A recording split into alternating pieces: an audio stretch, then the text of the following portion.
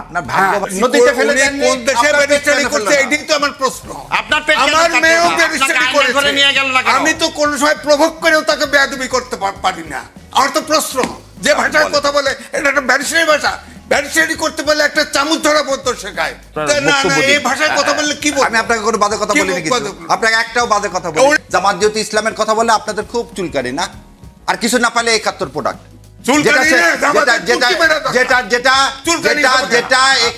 গতকাল একটি সংঘাত হয়েছে, সেই সংঘাতের বিষয়ে এখন পর্যন্ত মামলা হয়নি। আগ্নেয়াস্ত্র দিয়ে গুলি করা হয়েছে, সেই ছবি সামাজিক যোগাযোগ মাধ্যমে এসেছে এবং সেই আগ্নেয়াস্ত্র বহনকারী কে ছিল তারও পরিচয় নিয়ে নানা ধরনের প্রশ্ন উঠেছে। কেউ বলছেন তিনি জামায়াতের সদস্য, আবার জামায়াতের পক্ষ থেকে অভিযোগ করা হচ্ছে তিনি বিএনপির সদস্য। এই দায় দেনার মধ্যে দিয়ে আসলে জনগণ কি বার্তা পাচ্ছে? কেননা নির্বাচনের কিন্তু হাতে খুব একটা সময় নেই, আর সময়টা কিন্তু ভিন্ন না। দেখেন, উনি আইনজীবী, জি, সে বিএনপি না জামাত, প্রথম হচ্ছে সে সন্ত্রাসী, আগ্নেয়াস্ত্র ব্যবহার করে তাকে গ্রেফতার করা। তারপরের প্রশ্ন হচ্ছে তার আইডেন্টিটি কি। আমরা তো দেশে আইডেন্টিটি উনি জামাত বা উনি বিএনপি করে আমরা তো গোলমাল কারো ফ্লার আপ করতে চাই না, দরকার নেই, বিচার হবে। সে আগ্নেয়াস্ত্র ইউজ করছে, সে বিচার হবে, সোজা কথা। কারণ হচ্ছে এটা তো সংক্রমিত হবে। কারণ আমার বক্তব্য হচ্ছে বিএনপি এবং জামাত বিশেষ করে এদের ভিতরে যদি এরকম আপনার আগ্নেয়াস্ত্র ব্যবহার করা হয় এবং সবসময় এই ধরনের গোলমাল যদি সংক্রমিত হয়, তাহলে কিন্তু নিরপেক্ষ নির্বাচন হওয়া খুব দুরাশা হয়ে যাবে। হ্যাঁ, এখন ধরেন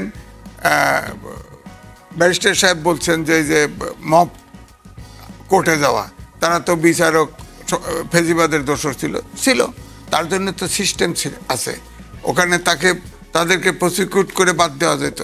কিন্তু মব পাঠায় দিয়ে দেশে তো অস্থিরতা তৈরি করার কোনো অর্থ হয় না। তাহলে আমার পরিষ্কার বক্তব্য, আইনের মতো চলতে হবে, সরকার চুপ থাকলে চলবে না, তাহলে তো ইলেকশন হবে না। Barrister SM. শাহরিয়ার কবির, তার আগে আমাকে একটু মব নিয়ে কথা বলতে হবে। মব নিয়ে কথা বলতে হবে কি,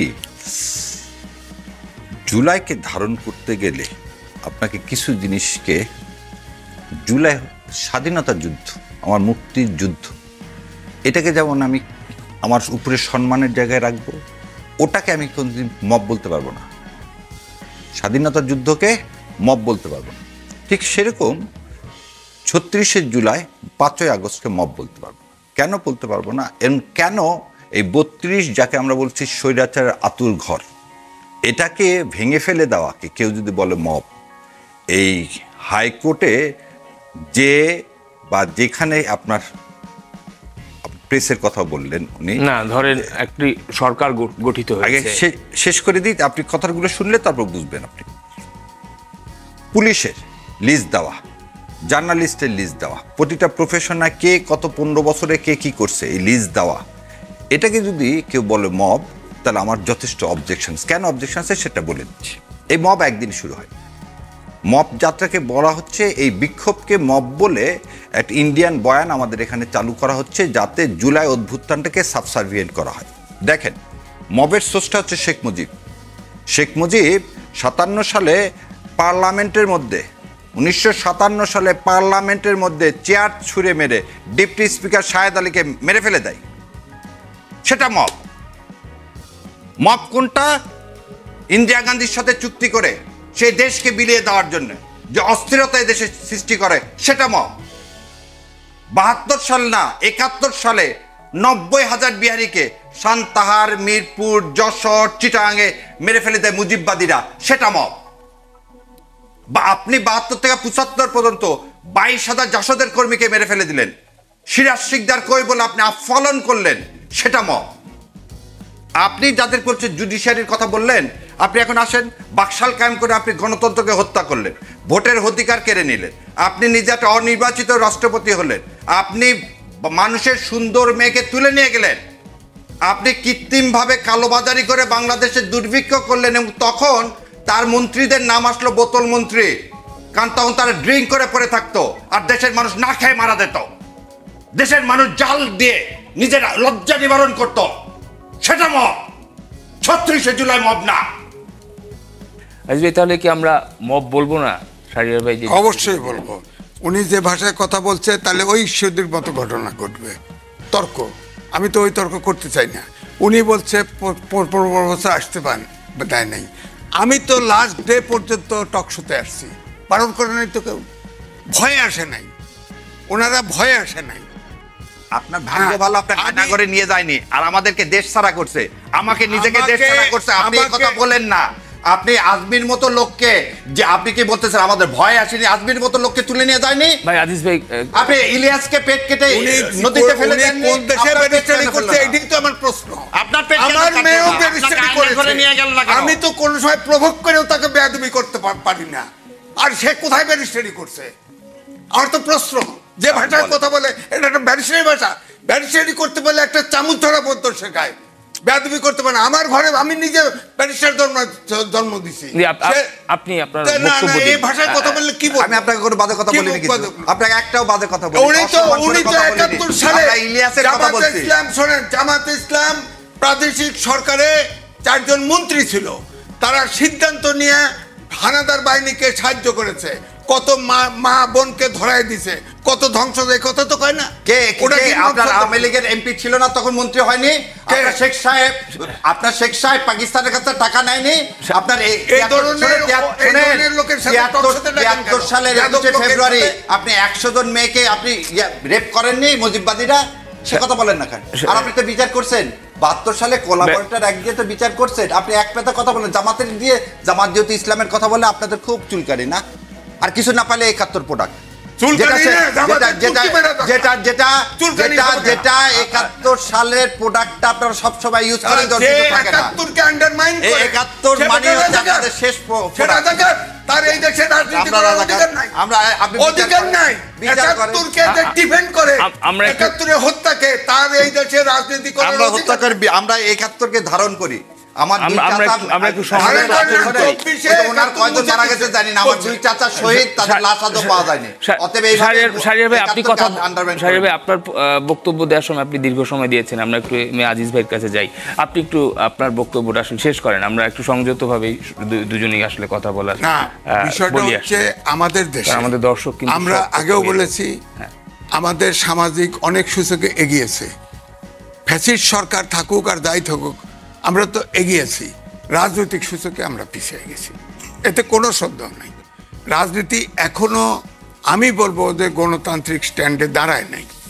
আমাদের 5ই আগস্টের পরে আমরা আশা করেছিলাম যে এই অভ্যুত্থানের পরে এত শিশুর থেকে শুরু করে জনতা প্রাণ দিল, আমরা অন্তত পক্ষে রাজনীতিবিদদেরও আক্কেল হবে যে আমরা আর আগের মতো করে চলতে পারবো না, একটা গণতন্ত্রের পথে আমাদের হাঁটতে হবে। কিন্তু হাঁটছে না তো। ঈশ্বরদীর ঘটনা ঘটতেছে, সারা দেশে ঘটনা ঘটতেছে। অর্থাৎ এতে মনে হয় যে এই দেশে গণতন্ত্র প্রতিষ্ঠিত হোক, আইনের শাসন প্রতিষ্ঠিত হোক। এবং আপনি চিন্তা করেন, মব সন্ত্রাস যেদিন শুরু হয়েছে, ডক্টর মোহাম্মদ ইউনূস চুপ করেছিল, তারপরে যখন এটা নিয়ে কন্ডেম হয়েছে তখন মৃদুভাবে প্রসেস করেছে। অর্থাৎ এই আমি বলেন ক্লাস 8 থেকে শুরু করে ইউনিভার্সিটি ছাত্র পর্যন্ত বিজ্ঞানের যুগে এই যে জেনারেশন গ্যাপ তৈরি করে দিল, প্রত্যেকটা ছাত্রের মনোজগতের যে পরিবর্তন, এখন আর তারা বিসিএস দিতে চায় না, তারা এমপি হতে চায়, মন্ত্রী হতে চায়। আপনি এই দেশটা গড়বেন কি দিয়ে? চতুর্থ শিল্প বিপ্লবে যেখানে প্রযুক্তি হচ্ছে প্রধান, প্রযুক্তি মানুষকে বেকার করে দিচ্ছে। আপনার বুয়েট সহ এই দেশের কোনো শিক্ষা চতুর্থ শিল্প বিপ্লবের উপযোগী না। অর্থাৎ এই ছাত্র, এই 8টা, আমি বলবো প্রায় 6টা-8টা জেনারেশন ধ্বংস করে দিচ্ছে তারা। আপনি বলেন 52 সাল থেকে সব আন্দোলন হয়েছে, সব আন্দোলনে ছাত্ররা নেতৃত্ব দিয়েছে, এত বিতর্কিত কোনো ছাত্র নেতা হয় নাই। এবারে এই ছাত্রদেরকে যে বিতর্কিত করা হয়েছে, কারণ এই মবকে এনকারেজ করা হয়েছে, এই জন্য তারা বিতর্ক। তাদেরকে শিক্ষা, ডক্টর মোহাম্মদ ইউনূস কয় আপনারা সব উদ্যোক্তা হন। আরে উদ্যোক্তা হবে কি? হ্যাঁ, তো দুনিয়ার সুযোগ নিয়ে বসে আছে, উদ্যোক্তা হওয়ার সুযোগ আছে নাকি? দেশে অর্থনীতি চল আছে, অর্থনীতি নাই, বিনিয়োগ নাই, বেকারত্ব বেড়ে গেছে, ব্যাংক লুট বেড়ে গেছে, সব আওয়ামী লীগ ফ্যাসিস্ট থেকে শুরু করে কোনো উন্নতি নাই এই দেশে। বিশ্বব্যাংক বলেছে 3.3% জিডিপি গ্রোথ হবে সামনের বছর। অর্থাৎ এই দেশে দুর্ভিক্ষ, অবশ্যই দুর্ভিক্ষ হবে, কিন্তু সরকার থেকে যাইতে চায় না। আগে প্রথম দিকে দেখছেন না, উপদেষ্টা হেঁটে যায়, প্রধান উপদেষ্টা হেঁটে যায়, কয় আপনার 5 বছর থাকেন, 10 বছর থাকেন, আজীবন থাকেন, ওই নেশায় পড়ছে। নির্বাচন করবেন কি করে? আমার বক্তব্য হচ্ছে ভারতে 1 মাস ব্যাপী নির্বাচন হয়। আপনি 300 আসনে যদি আপনার প্রশাসন ঠিক না থাকে, আইন শৃঙ্খলা বাহিনী ঠিক না থাকে, আপনি 2 ডিভিশন 3 ডিভিশন করে একবারে করতেন, তাহলে তো আপনি নিয়ন্ত্রণে থাকতো। আমার বক্তব্য হচ্ছে এই জন্য কিন্তু ফিসফিস আওয়াজ হয়, নির্বাচন হবে তো প্রশ্ন করে, কিন্তু কারণ এখনো সবকিছু নিয়ন্ত্রণে না। কিন্তু ইউনূস সরকার কিন্তু নির্বাচন দিতে চায়, কিন্তু অভ্যুত্থানের শক্তিগুলা কে সংসদে কত আসন বেশি পাবে এই প্রতিযোগিতায় এই হানাহানি শুরু করে দিছে। এবং নির্বাচন যদি ব্যাঘাত ঘটে, নির্বাচন যদি না হয়, নির্বাচন যদি পিছে যায়, তাহলে আমি এই সরকারদের দায়ী করব না, এই অভ্যুত্থানের এই শক্তিগুলো দায়ী। জি, আমরা ব্যারিস্টার এস.এম. শাহরিয়ার কবিরের কাছে যেতে চাই। আপনি কি এমন কোনো শঙ্কা বোধ করেন কিনা নির্বাচন না হওয়া এই সিনিয়র সাংবাদিক এম এ আজিজের বক্তব্যের প্রেক্ষিতে? হ্যাঁ, কারণ এই উত্তরগুলো ওনার মধ্যেই দেওয়া আছে। 1 নম্বর হচ্ছে ফ্যাসিস্ট সরকার আমাদের অনেক কিছু করছে, খালি গণতন্ত্রকে হত্যা করছে। এই কথা শুনবো এত তাড়াতাড়ি এটা বুঝিনি। 5 লক্ষ কোটি টাকা নিয়ে যে সবাই আশঙ্কা করছিল হাসিনা চলে যাবে, দেশে দুর্ভিক্ষ হবে। আল্লাহর ইচ্ছা ইনশাল্লাহ এখন পর্যন্ত দুর্ভিক্ষ হয়নি। আর একটা কথা শুনলাম যে ব্যাংক লুট, কোনো ব্যাংক লুট হয়েছে এই হাসিনা চলে যাওয়ার পর, এটাও আমার জানা নেই। 36শে জুলাইকে আবারও ভালো করে বলতে, সেটা আমার মতামত। আমি আরেকজন তো আরেকজন মতামত দিতেই পারে। আমার মতামত 36শে জুলাইকে যারা মব সন্ত্রাস বলবে, তারা ইন্ডিয়ার এজেন্ডা বাস্তবায়ন করার জন্য এদেশে আছে। দ্বিতীয় কথা বলে দিই, বললেন তো ভয় পায়, ব্যারিস্টার আরমানকে যে একবার জিজ্ঞাসা করেন, বাবার পক্ষে কোর্টে যে দাঁড়ানাটা যদি অন্যায় হয়, তার জন্য যদি 8 বছর 9 মাস আয়নাঘরে থাকতে হয়, তাহলে কে সাহসী কে সাহসী না, এবং কেন এই লোকগুলোকে আয়নাঘরে নিল? ব্যারিস্টার মোমেন নিজামী সাহেবের ছেলে, তাকে কেন জোর করে এয়ারপোর্ট থেকে ইংল্যান্ডে পাঠায় দেওয়া হলো বাবার কেসে? কি করতে? একমাত্র অপরাধ বাবার কেসে সে উকিল। সো এই জন্যে যদি হয়ে থাকে, তারপর একটা কি, আবার অনেকে এখনই শুনলাম যে আওয়ামী লীগকে ভোটে অংশগ্রহণ করতে দিলে 4-5টা সিট পাবে। কি সমস্যা? যারা আওয়ামী লীগের পুনর্বাসন চায় তারা মুগ্ধ সাইদের রক্তের সাথে বেইমানি আপনি বুঝতে পারেন নাই। আমি বলছি 3 মাসের ভিতর নির্বাচন দিলে আওয়ামী লীগের প্রতি যে হেট্রেট ছিল তাদের কেউ ভোট দিত না। আচ্ছা, তাহলে আমি ভুল বুঝছি, আমি তাহলে ক্ষমা প্রার্থনা করছি।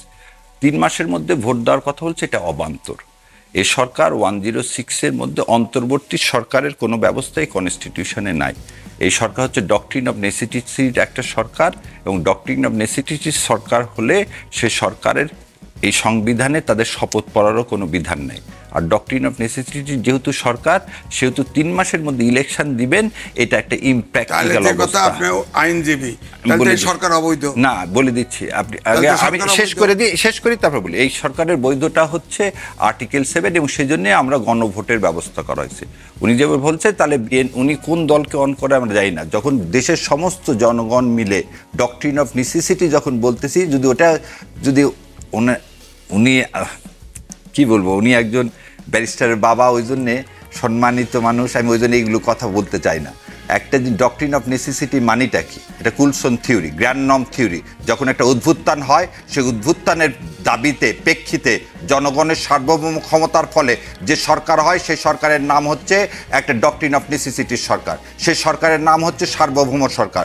সেই সরকারের কথাই বলা আছে আর্টিকেল 7-এ, এবং সেই আর্টিকেল 7টা আমাদের এই কনস্টিটিউশনের মাধ্যমে তাদেরকে তৈরি করা হয়নি। অন্তর্বর্তী সরকার ব্যবস্থা এই কনস্টিটিউশনে নাই। এই সরকার যেভাবে চলতেছে, 2/3 অফ দ্য কনস্টিটিউশন অপারেশন করতেছে না। 71ও মহান জায়গা, 36শে জুলাই মহান জায়গা। এই দুটাকে বিতর্কিত করার কোনো চেষ্টা করা যাবে না মব নাম দিয়ে।